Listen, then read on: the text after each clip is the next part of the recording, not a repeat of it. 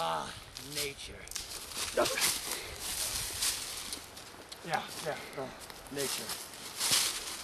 Oh, hi there. I'm Grills Bear, and I'm here to show you the wonderful experiences of surviving in the Appalachian Mountains. Some people say Appalachia, but they're just weird. Now, the way we're gonna do things is we're gonna walk through the woods. We're gonna find what we can find. We're gonna do what we can do. If that's too vague, too bad. Up here, we have a rare bark tree, and this thing is edible.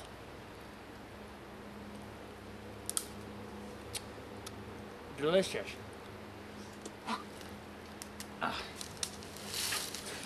Down here, on this flat area of the ground, we can hear the Indians.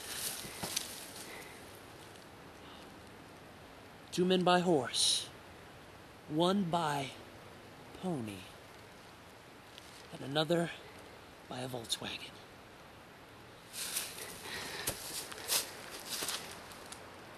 Wind, 0. Sun is over there, and we'll walk on this way. Now, the key to survival is keeping a cool head, especially when you're alone. Some people tend to go insane. What? You think I'm insane just because I'm wearing a wool cap and it's the middle of summer? Well, off we go. Now remember, kids, only try this at home if your parents don't love you. Now we continue on. Try to enjoy the beauty of nature. Let it take off all the stresses of your mind. Let's say you're stranded here, not just experiencing here, but you're stranded, have no way of getting home. Enjoy what you see. It will help take your mind off the creeping loneliness that will slowly drive you insane to the point where you name all your toes. Even worse, you give them all the same name. Fred's been hurting since last Friday, and so is other Fred. On we walk.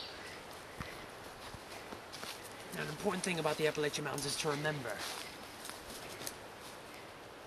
Squirrels. They would eat your face off like you cannot imagine. You think a bear is scary? Ha!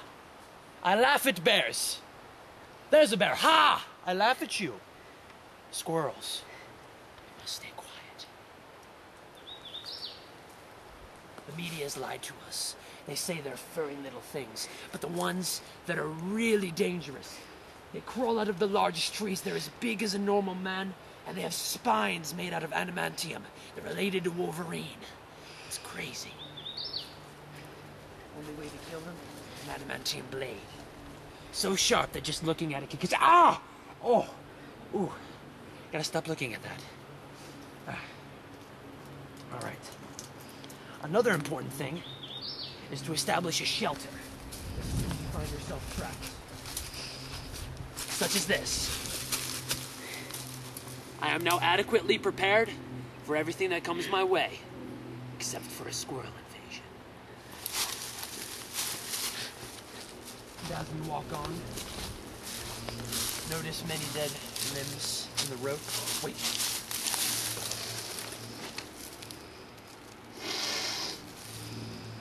Squirrel. 5 meters. Do you know 5 meters? I would have seen 5 miles. Yeah, that's a big number. 5 miles. That way. In large numbers, I suppose. They travel in packs. And when they find you, oh, they slowly tear your fingers off. And then they mock you by poking you with them. Stop poking yourself. Stop poking yourself. It's horrible. My cousin suffered the same fate.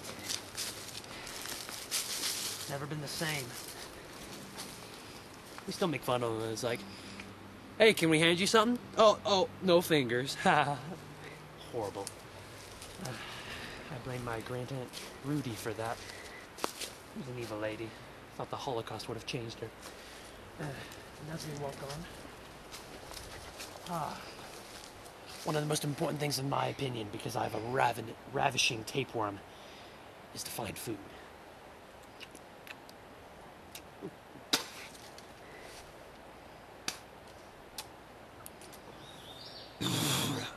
That was out of date. Where's the expiration date on these things? Never mind. We shall find something better. You can also summon water directly from the leaves. Gives you a good proportion. And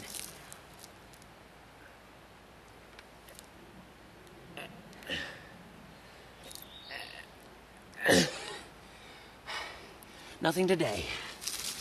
Well. And as the Queen would say, feed me something. We shall go on. Ah, barbed wire. Must have been a civilization here. What a crude people. Using wire to contain animals. Shame. I prefer guns myself.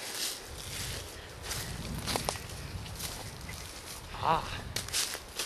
We have the classic snake hole. The media has also lied to you about the snakes. They say they're poisonous and mean, when in fact, they taste like chicken. And they're also very scared like chicken. So we shall dig around and...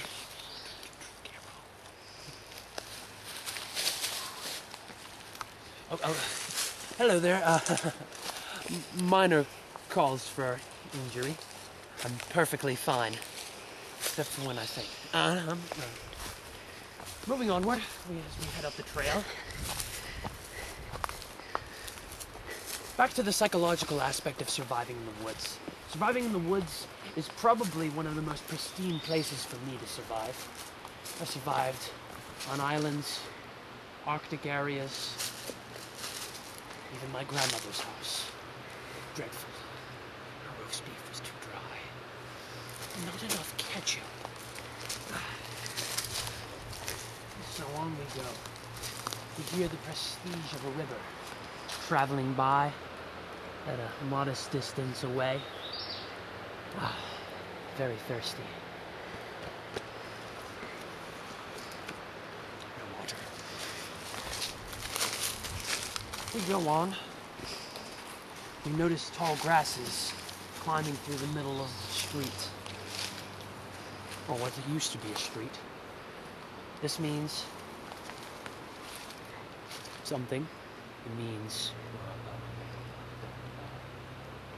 birds, yes. Birds poop here. And take a look at this vast area of green. Watch this. See how the birds poop? It's that the stuff. You can't see it. It's right there. You sure you don't see it? It is there. I see it. They poop. They make this grow.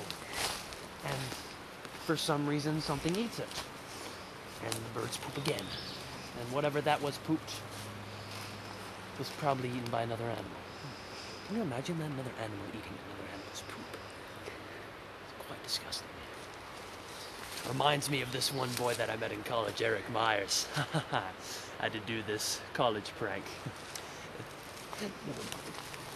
We move on.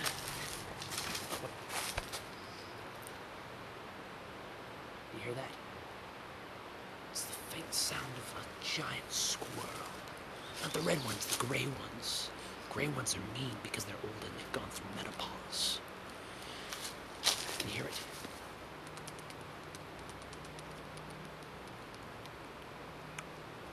It's in the faint distance. I can hear it. They're fighting over my flesh. Who will eat me first? Well, come on! Oh, it's just a bear. Nothing to worry about for bears. Like I said, they're nice and cuddly. See, the media was true about them when they give you a teddy bear. That's how they poop! False alarm. Walk on.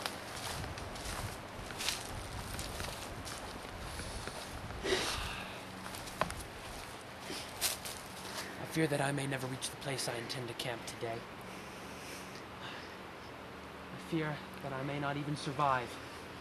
I've not had anything good to eat since... What was it they had in the cafeteria that day? Beefaroni. Well, I assume I shall make camp here for the night. So I say good night to you. And as Grills Bear always says, don't do drugs. Give a hoot. Don't eat the yellow snow. Good night.